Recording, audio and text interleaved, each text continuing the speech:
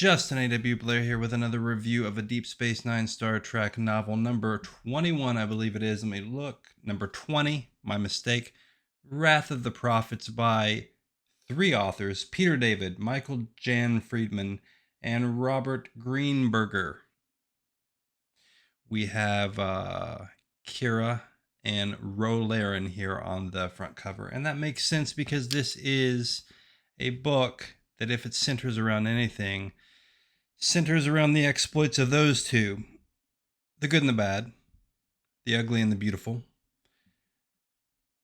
Writing a book with two authors is something else. Doing it with three, well, it creates a bit of an issue with the structure of most Star Trek episodes and the structure of many Star Trek books.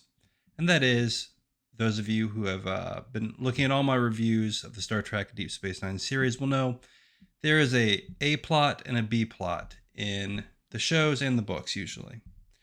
Well, this presents a problem. You had three writers. So what are you going to do? Well, you might think we would create an A plot, a B plot, and a C plot. Or two authors would work on one particular plot.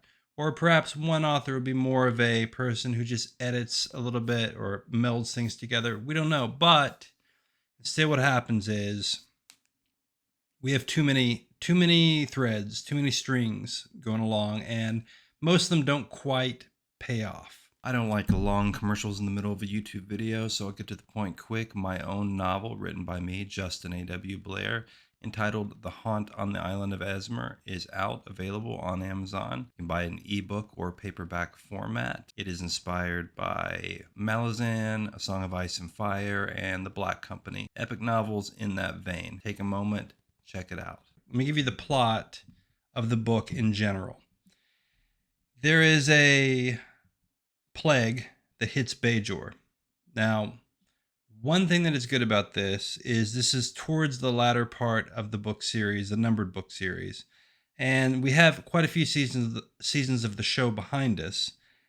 The authors do weave in some characters, some references from past episodes of the show, and they're enjoyable little, what would you call, Easter eggs, whatnot, for the careful reader, or even really not so careful reader because they're pretty explicit, and that's fun. Well, one of the characters here, and the cause to some degree of the plague, is Varys Sewell, who was the young girl in the episode The Storyteller. To refresh your memory, The Storyteller was an A-plot where a young Bajoran woman came to the space station, and Sisko basically teaches her how to do diplomacy and how to do politics. And she befriends Jake and Nog, and that's great. And then the B story is O'Brien goes to the surface of the planet with Bashir, I think. He becomes kind of a replacement storyteller in this village where there's some sort of energy being, and that's enough. You'll know the story you'll know the episode if you've watched it. Well, Vera Sewell is the girl from that episode, like I said. So, and she's a pretty main character here. Ultimately, what happens is Bajor is having a hard time, as always. It's a lot more bleak on Bajor in this book than you would think. Yeah, people are not eating enough, so she uses the black market to obtain some replicators to feed people in her village. The replicators somehow replicate a virus, and this infects Bajor, and then it spreads across the planet, and it's killing a lot of people. Okay, so that's kind of the main thing that's occurring that is going to spark the different plot lines, the characters as they go about their business. Again, the problem is we have too many things going on. So one of the things that happens is Keiko decides she wants to go do botany again, and O'Brien and Keiko have this scene early on. It's actually written pretty harshly. A little more harshly than I would expect. It's not bad, but O'Brien gets real mad because Keiko's like, hey, I'm going back down to the surface, taking the kid, and he goes and plays darts. Anyway, this will be a little thing because obviously she goes down in the midst of this right before the plague hits, but, you know, they put some sort of cordon, not a cordon sanitaire, that's not the right thing. Sounds good, though. They blockade, not really blockade. She gets stuck on an island during the plague, all right? and can't get out, even though she kind of could because people do go down to the surface. Which brings me to one of the insane things that happens here. Is at first the plague is only killing Bajorans and infecting Bajorans, though they're concerned that it's going to mutate and infect other species. And so the people they send to the surface of the planet to track down this crime because they realize that somehow the replicators were flawed or maybe purposely made to create this virus. And so Kira and Laren go to the surface of the planet. Two Bajorans who could actually be susceptible to the virus, but they go. Now, why is Laren here? Well, she just shows up on a small ship, a small Maquis ship, and asks to deliver some supplies, which is kind of dumb because, I mean, the entire planet is messed up. One ship with some supplies from the Maquis terrorist group isn't going to really do much, but she's Bajoran, she wants to help, whatever, and plus they wanted to work her into this story, obviously. So there's going to be a clash between Laren and Kira Nerys, of course. It works out. I mean, I'll just give you a second to think of how this is going to work out. Here you go. 1 second. You know what's going to happen. They're going to get into hijinks, and they do. They basically go into Rambo mode on the surface of the planet, which is absurd.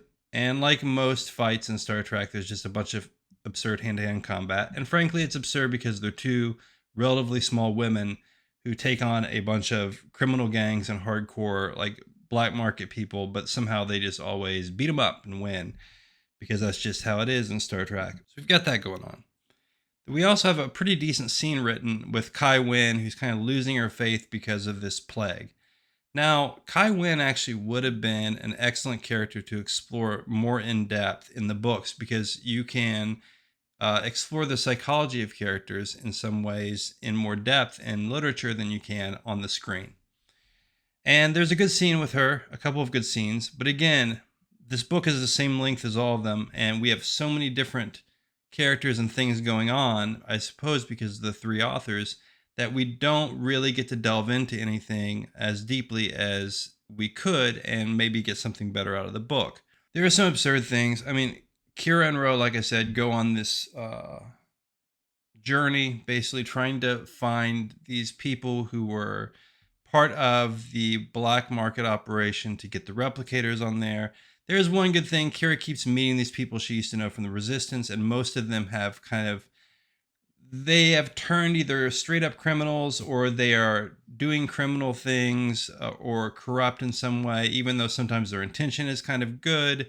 But there's this tension between the people and the government on Bajor. All that's actually played out fairly well, and Kira kind of slowly realizing things aren't as maybe straight ahead as the Federation plays it. That's not bad, but basically there's too much conversation just between Kira and Laren, constantly being like, I'm doing this thing, and she's like, I'm doing that thing. It's just, it becomes really, frankly, annoying, and you kind of know what's going to happen, that they're going to, in the end, resolve, and it'll be fine. It's just, it's tedious, frankly. There was one really good kind of meta thing, which I usually don't like in novels at all, but this was clever. It really was. On page 119, Kira and Ro are talking, and Kira is kind of judging Laren for being a terrorist, and she's kind of like, well, you used to be a terrorist too, this, that, and the other thing. And basically, Kira says to Ro, or no, the opposite.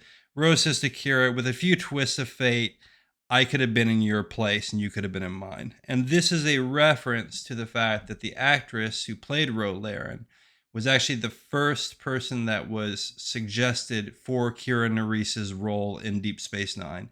I kind of got to hand it to the author, whoever came up with that idea. That was smart, and it's there for the fans, and it was done well. You got to give it to him there. Laren, I didn't really ever like that much on The Next Generation, but she was actually excellent on Battlestar Galactica. So then we have the two Bajoran ladies going down and doing pseudo-Rambo tactics and all that, which, by the way, they camp in the mountains at some point.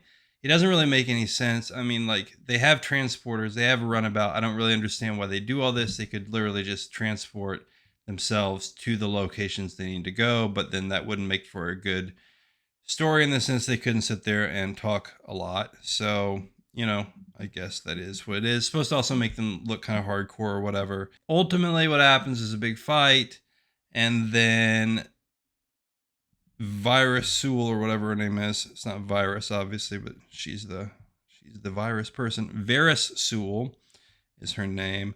She gets taken captive as a slave, and then there's like this slave. There's a slave trade on Bajor, which seems again a lot more harsh than I thought. You know, I didn't realize they had slavery in the Federation or whatever. But I guess Bajor is not technically in the Federation yet.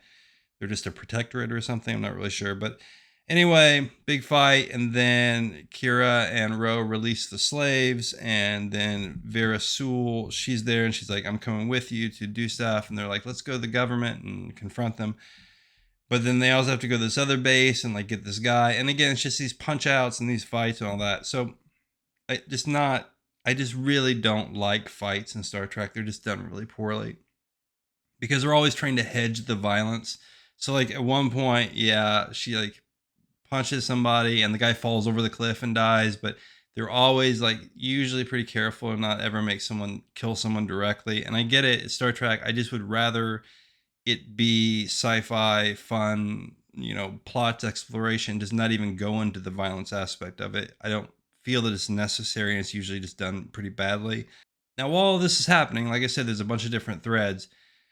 Cisco decides to go with Quark to an Orion market depot, gambling den of vice. There's a lot of dens of vices, dens of vice, dens of vices here in this book. But anyway, so again, they just, Cisco and Quark just hop on the Defiant with only two people piloting the state-of-the-art warship, the Defiant, and they go to an Orion slave colony, and Quark is done well here. He's written well. All the characters are actually written well to the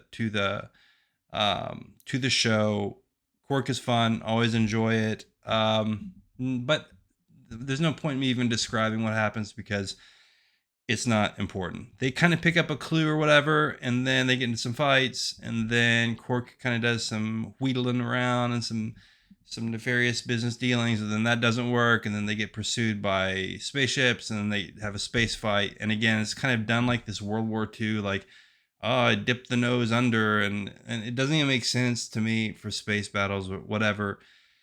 That's Star Trek. And then also Quark just has to pilot the Defiant somehow, and he suddenly kind of knows how to do it well enough, and it's not great. And the problem is that's kind of it. I mean, like, Kira and Ro confront one of these main guys in the government, and he jumps out of a window and kills himself. And then they kind of feel bad. Oh, Vera Sewell is there too, and she kind of feels bad about it, but also they're kind of okay with it. And then I don't even see, the thing is that like I don't even remember how the virus got started. Like it's kind of gray and it's kind of boring, and I don't even remember if it was done on purpose. Not really. Like the Cardassians aren't behind it or anything. I think it was just a bad replicator, but that doesn't really make sense to me. And then it doesn't also make sense to me something you can leave in the comments where I'm wrong about this. Like, let's say you have a virus, right? Like, why can't you just transport the person? Because there's these virus filters through the transportation thing. Like, transport them and take the virus molecules out or whatever, and then just transport them right next to them, but without a virus. And I understand, like, I'm no scientist, but I understand that once a virus infects cells, maybe you couldn't get all those cells out or whatever, or it's causing damage if it's later in the, because the virus does things and then it causes damage and then the virus isn't actually there. But I would assume early on you could at least cut down on the viral load of the person if you just transport that out. I don't know, whatever, patent pending on that invention for me. But then basically a kind of quick science fix happens again. Like, oh, there was something actually kind of clever. So it was a little outlandish, but it was at least a clever resolution to this. I actually do remember how they figure out the cure. Dax basically seems really upset. She's not in it much, but she's like kind of not really paying attention and a little bit upset. And you think maybe she's sick, but really what it is she's like having this past life regression to one of her other one of the other symbionts who went to a planet and got a virus similar to this, the same virus hundreds of years ago. And she remembers that her kid was there and that her kid died from the virus. And so then she suddenly knows, when she breaks through the ability to remember that because it's traumatic, she suddenly knows what the cure is. And then she tells Bashir, and Bashir's like, yeah, I got the cure. And then in Alex Jones' worst nightmare, they cloud seed Bajor to make it rain while also injecting the vaccine in all of the clouds around Bajor all at once somehow with runabouts, and then it rains down the cure basically, and then everybody, I guess, just drinks rainwater or something, and it heals everybody. It's really, you know, it is what it is. Yeah, and then O'Brien's like, I'm gonna fly over to the island and see Keiko, and they do, and this just, I read it quick, it read quickly. Is it the worst Deep Space Nine novel? No. Is it the best? No, it's not. It feels like they're at the end of these. Like, I know there's only a few more left in the numbered series, and it kind of felt like they were just going by the connecting the dots. I don't know. They were just going through the motions to some degree with this, but it was fine. In the end, we have another reference to an episode, one of my favorites, If Wishes Were Horses. Cisco finds a baseball bat, a Louisville Slugger baseball bat, in some sort of, I don't know, transport pod that at the end where Quark is like, I bought a bunch of garbage or whatever. And Quark gives it to him, and then he's like, yeah, I remember that time where there was this baseball player that was an alien, and everyone's like, yeah, I remember that. But, I'm still a sucker for some of that because I enjoy that. At one point, he says something like, men and women both play baseball together at some point, and then I thought to myself, that probably wouldn't be, like, really fun to watch. And I remember that in the Star Trek universe, everyone stopped watching baseball, but he's got this baseball bat, and Quark is, like, trying to pay him off with that, and that's what it is. So, kind of a just so thing. Laren's spaceship's off to do terrorism again, but everyone's kind of like, she's all right, but also she's not. She's totally a criminal, but we let her be here under a treaty that, or like not a treaty, but just like Cisco says, let's just let this happen or whatever. So that's that, and that's the end of it. Wrath of the Prophets. The Wrath of the Prophets was what they started calling the virus, and that's what the name of the book is, and that's it. I don't know. It's lackluster. I'm low energy on this. I'm low energy on my review and low energy on the book because it is what it is. It was short. Pacing was good. I like the references to the show. The characterization was on point. It just flailed in the sense that it tried to go too many different places at once. Justin A.W. Blair, like and subscribe, do all the things, and I will see you next time. Get me out of here.